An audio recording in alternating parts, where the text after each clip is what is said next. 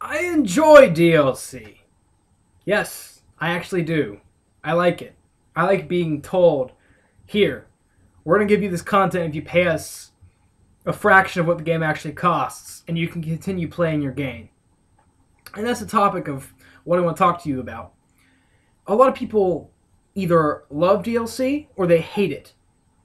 Some people are just, I'll buy it because I like the game. Some people are, I'll never buy it because that means that the game's not complete when it comes out. And some people are just, I'll buy every single piece of DLC because I love the game so much. And, everyone can stand in one place or the other. I stand on usually the I love the game, so I'm going to buy it. Like, for Fallout New Vegas, the second a DLC came out, I purchased it and played the heck out of it because I love the Fallout games. But the issue with a lot of DLC is because of how difficult to get a full product out with a story, with an environment, with working non-buggy mechanics. There are some issues in doing that. There really are.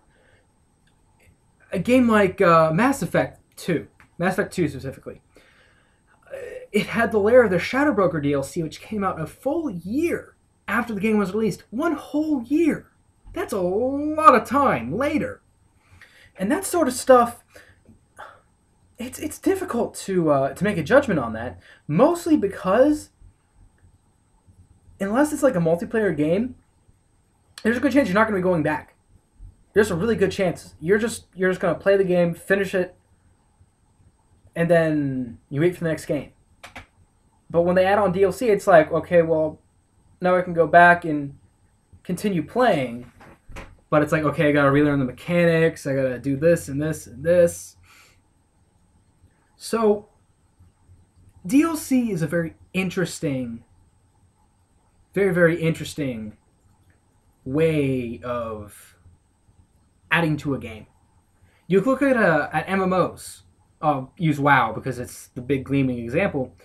When they add a huge patch, they add a massive patch. Like they add, 2 new raids and a new dungeon or 2, and they add the heroic mode, or they split the world in half or something.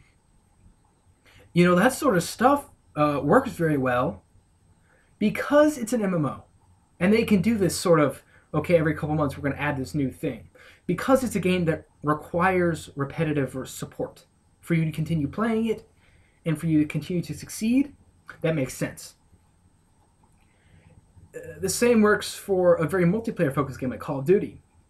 You continue playing that game. You play a couple matches every day or so, or 100 matches every day or so, depending on who you are.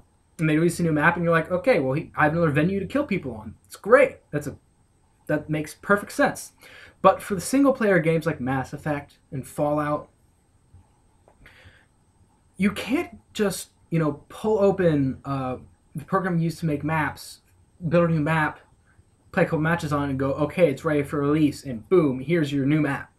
You just can't do that with these games. You have to have dialogue ready. You have to have new enemies. You have to have new weapons. You have to do all of this stuff ready to go, and you just can't bang out this content quickly.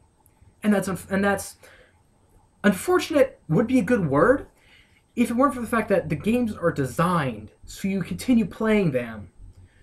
And for these RPGs, it sort of tweaks the end experience.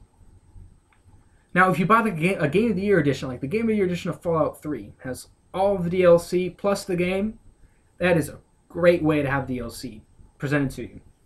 Because the game is ready, the game is done, and you get the full experience 150%, because there's 5 DLCs, 10% per DLC. Ding. There's my awesome math logic. So, I just wish games could sort of have a big, just content dump. A literal, just like, dump of content.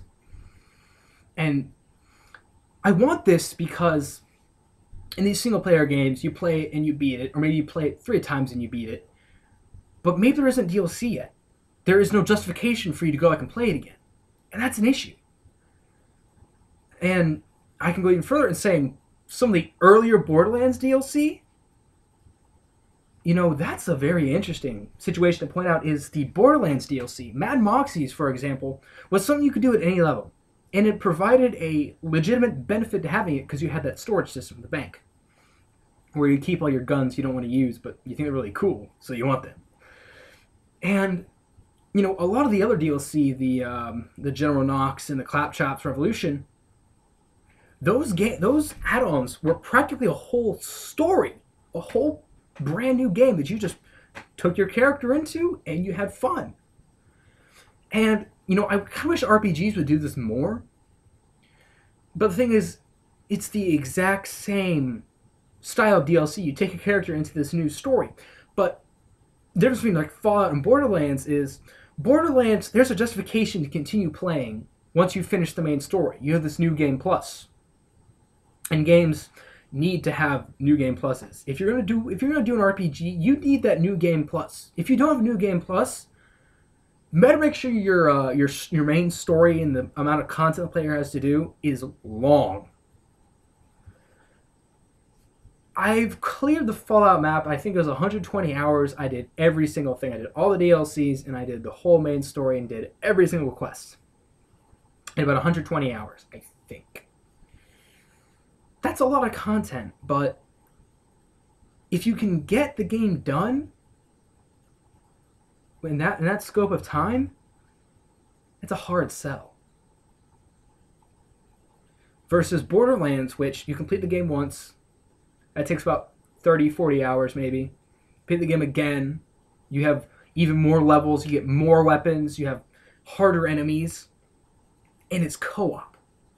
That's a big thing that these single player games have that just only works against Borderlands, which are co-op.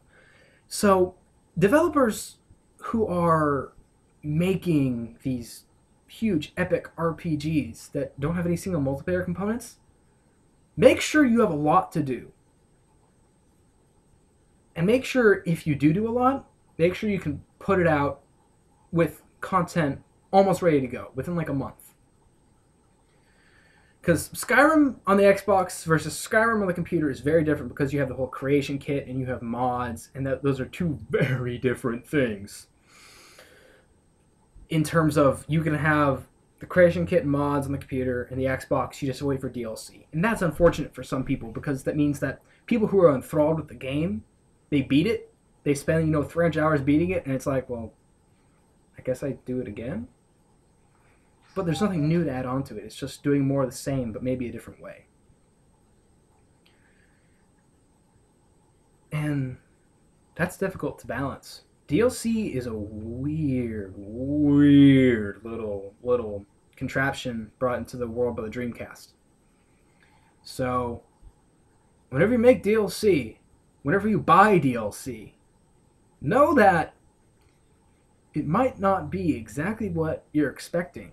Or it might be exactly what you're expecting. Treat it right. Don't screw it up. Or else longevity of your game hits the ground. Free patches with free content that's just like, okay, we added these new weapons and we add this new armor. Those are nice. These little extensions for people to find. Little things. Little things lead to a big thing. MMOs do it well. If we can get into a very console-based game, who knows? But thank you very much for watching today's video. I hope you enjoy your Saturday. I'm sorry about yesterday. I was busy. I'm even more busy, but I will see you Monday.